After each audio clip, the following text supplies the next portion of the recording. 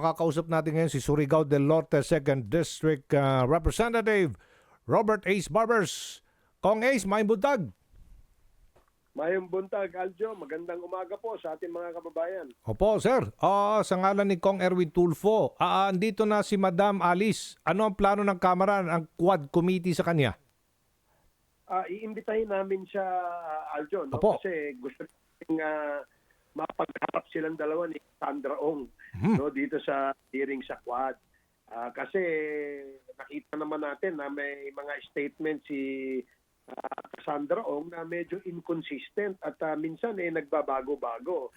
Gusto natin sa ating next hearing nandyan si Alice Go, nandyan si Cassandra Ong at yung iba pang mga sinasabing naunang incorporators ng Lucky South 99 at saka si Atty. Harry Roque na rin. Paano kung hindi po siya sasagot sa inyo pong mga katanungan dahil may mga karapatan pong pwede niyang erase sa ating po saligang batas? Tama, no? Pero meron din pong mga jurisprudence ang ating Korte Suprema na pwede natin siyang makumpel. Mapilit natin siya na pagsalita, no? Lalong-lalo na kung ang main objective ng kanyang impormasyon na dapat sabihin niya o dapat makuha natin sa pagtatanong sa kanya makakatulong sa investigasyon na ito. So, pwede siya magtago ng gumamit ng kanyang karapatan na wag magsalita, pero may mga karampatang mga penalty, no, na maaaring maipataw sa kanya. Okay. Ano po ang mga posibleng itanong natin sa kanya, Kong? Well, unang-una, no, saan galing yung pera niya? Yun. Dami niya pera. Bakit niya naitayo itong daang milyong Pogo facility dyan, di ba? Number 2, sino yung mga kasama niya? No? Ano ba yung background ng mga kasama niya? Maaaring drug lord dito sa China o hindi kaya membro o leader ng isang criminal syndicate somewhere na nagbibigay ng pondo sa kanya rito sa Pilipinas nang sa ganun mahugasan. Kasi nga, Aljo, no, ang aming teorya sa Quadcom, maaaring yung pera ng mga sindikato mula sa mga illegal na mga activities gaya ng drug trafficking, human trafficking, prostitution, scam hubs, financial crimes, no? Nilalagay nila rito sa mga pogo para mahugasan at maging legal. So yun ang aming teorya. Kaya nga, yun ang mga direksyon ng mga itatanong natin sa kanya. Okay. Itatanong din nyo ba, Kong, kung paano din siya nakatakas sa ng bansa? Itong si Mayor Alice Guo? Hindi naman basta-basta makakatakas yan. Gumamit niya ng kanyang network, gumamit niya ng kanyang koneksyon, at maraming nagtago, no? Ay maraming tumulong diyan. Sa anong kapalit, 'di ba? Alam na natin kung ano yung kapalit, kung bakit tumulong sa kanya, no?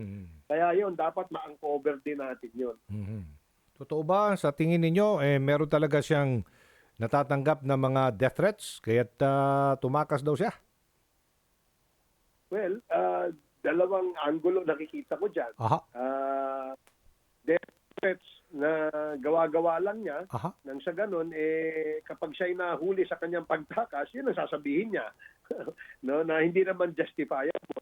Totoong maaring merong talagang death threat sa kanya, pero hindi maaring magmula ito sa atin, sa Pilipinas o sa mga Pilipino. Maaring ang death threat niyan ay galing doon sa mga ulo o utak ng mga sindikato na ginamit siya, no, maging front dito sa ating bansa. Ang dami niya na pong kaso.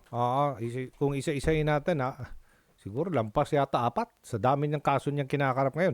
Pag siya humarap po sa Kongreso, ano pong sa tingin ninyong kasong kakarapin niya dyan sa Congress, sa Quad Committee? Well, pero magdedepende kung ano yung magiging mga impormasyon makukuha namin sa kanya, no? At siguro yun ang magiging basihan ng aming committee report at magre-recommenda kami ng maaaring pwedeng ikaso. Base din yan sa mga information, testimonya, mga evidence, material evidence or testimonial evidence na mag-gather namin. Yun ang aming gagawing basihan. Opo. Yung Pogo po, kumalat na rin napunta na ng Cebu. Mga illegal na po mga Pogo nag-ooperate po doon. Ano pong gagawin po ng Congress po dito? Oo, baka andun na rin dyan, andun na rin ang pogo sa atin sa Mindanao. Oo, Kong. Oo, yun nga, nakakatakot dahil kaya kailangan talaga nating malaman kung sino ba nasa likod nito, bakit napakalakas ng loob nito Yun na nga eh. na mag-operate, pumasok dito sa atin. Now that the President has already announced na Mhm. isipado yung mga yan, meron pa rin. Yung mga scam hubs na yan, yung mga lab scam, Mhm. merong ano talaga yan, merong tutulong dyan. Yun ang gusto nating malaman. Okay. Sige po. Dagang kayong salamat, Surigao del Norte, 2nd District, Congressman Ace Barber, sir. Amping, thank you. Okay. All right. Thank you very much, Aljo, at mabuhay ka.